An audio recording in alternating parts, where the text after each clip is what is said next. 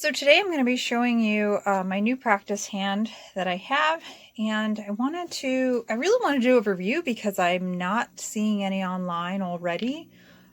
So I thought this would be helpful. Now, the hand I have in front of me is made of silicone, and there is another one that I have that, depending on your use, might be better. I did want to showcase how realistic this hand is. If I turn my light down a little bit, you'll be able to see that she actually has blue veins, which is, really shocking when I first opened it. Now this one, I'm definitely a beige. I would say this is probably ivory.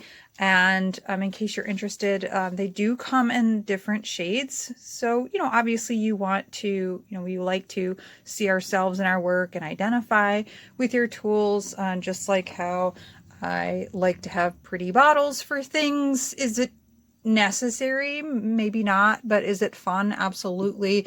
So don't be discouraged. If you're not light skinned, it's totally cool. You can get in a color that, will be fun and make this experience a little more personal for you.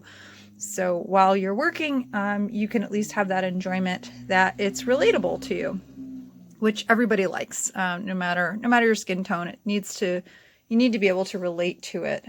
So I do like that they have those options. I also want to show you some of the details of this hand. The color that they have is kind of scary. Obviously I have more detail in mine. And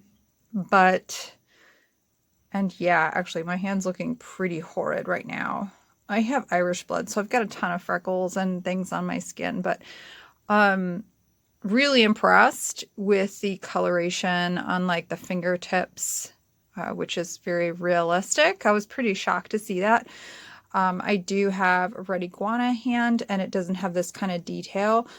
I mainly purchased this one because I wanted a full hand, and it was Amazon, so it was a quick ship, and I'm super happy with it. Really, really impressed.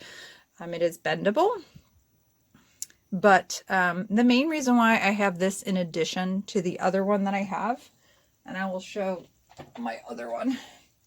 So even though this one is not silicone, the advantage to not having silicone is if you are practicing forms, nail forms will stick to plastic. Nail forms will not stick to silicone.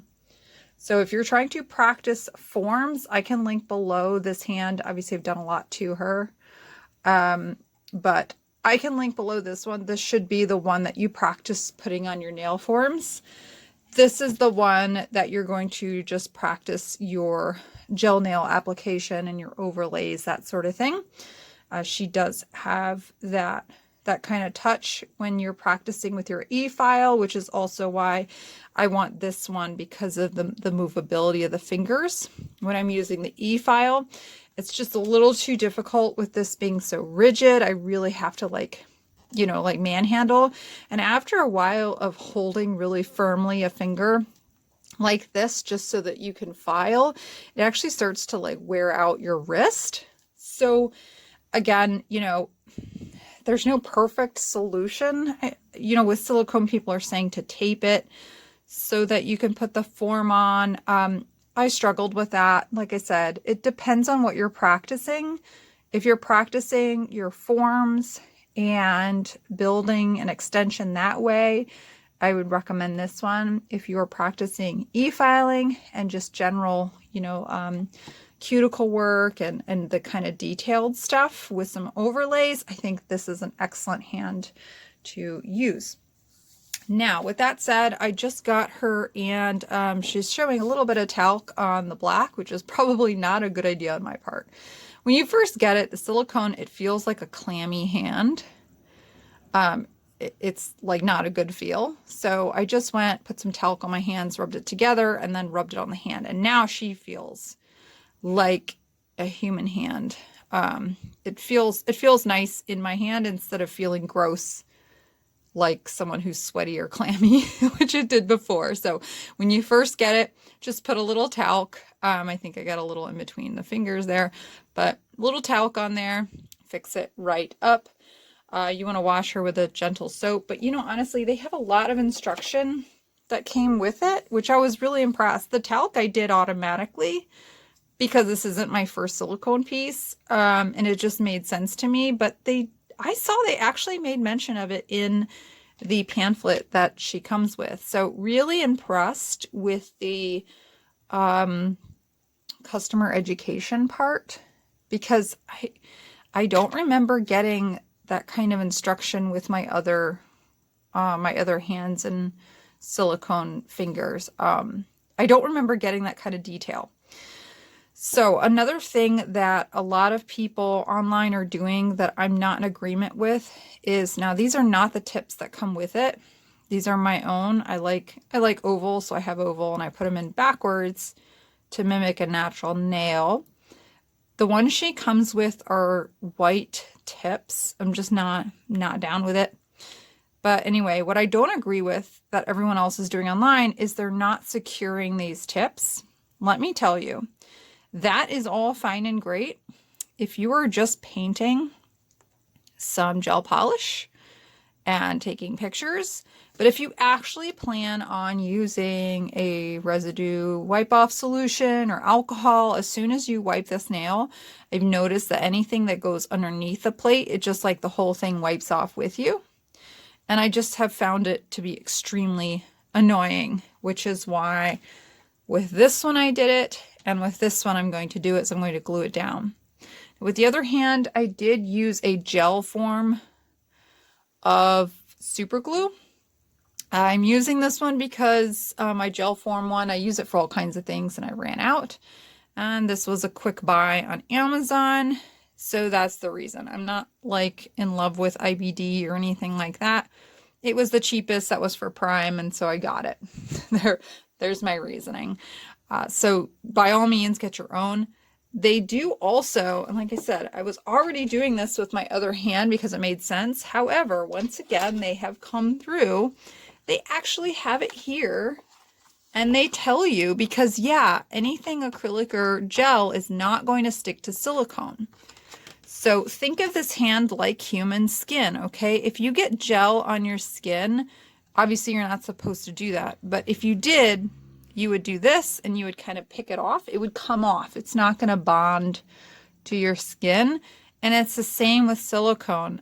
Gel, both gel and acrylic, it's not going to bond to silicone. It's going to act like human skin.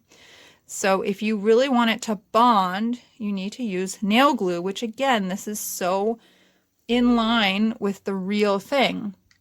You use this for tips on a natural nail plate. I'm creating a nail plate in this case. But either way, it's not completely alien in terms of application. Once this is down, obviously I'll buff the nail plate, put my base gel, and really do it like that. One other thing I want to note that I don't do, because I use my practice hands for e-filing and, as if it were the real thing, the full application. I don't do soak off on my own hands because I don't like the chemical exposure. I don't like the smell, so I just e-file. However, they did make a really nice mention in here that you can soak this off, which it's absolutely true. It's not something I've done personally in this setup, but we all know that nail glue does dissolve in acetone. So if you're one of those people who says, it just makes me nervous, doing something permanent, it's actually not permanent, because again, the acetone is not going to dissolve the silicone, but it will dissolve this glue and this tip. So that was a really nice mention that they made in there. So again, I didn't use the ones that came with it. I used my own that I have. I found the ones that I feel fit best, and I put them in. Because I went and did the talc application first, there's probably a little bit of talc on each one. I don't think it would matter. This is just alcohol. I was rubbing it all over and touching the fingers, so this is just me I don't know, being super extra with this. You probably don't even need to do this. I'll bet nail glue doesn't even care. But anyway, that's what I'm going to do just to make sure, because I do want mine to stick. I found it so frustrating while I'm sculpting or filing or, you know, doing any of the normal activities, having it just pop out of the silicone. Like I said, it always would happen when I would do my residue wipe. I would wipe and like the whole freaking thing would come out. So that's why I started gluing. Not because I was told to do it, but because through practice, I couldn't stand it. So here we go. So I'm just going to, again, really regretting this black background. I thought it would be so great so you could really see what I was doing, and I completely forgot about the talc. So my workspace is looking pretty gross. So I'm going to go ahead and put it all over the nail, and then I'm going to fit in the artificial one here.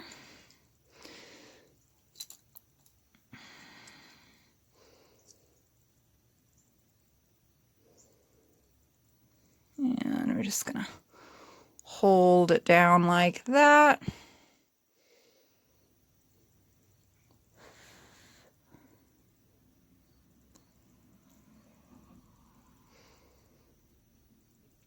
Can't remember how many seconds you're supposed to hold nail glue, but definitely give it a hot minute.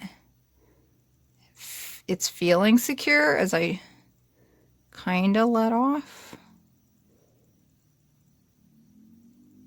Yeah, okay, cool.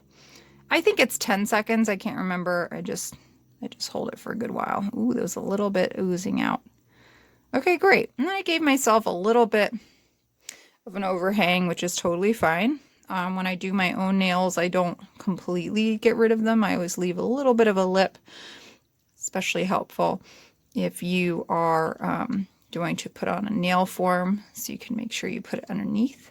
And that's it. I'm going to do the rest of the fingers, and I think that pretty much concludes this video. I don't really think there's anything else you guys need to know. I will link below where I got this hand so you can get one too. And really hope this helps, and you guys, you know, happy practice. Bye-bye.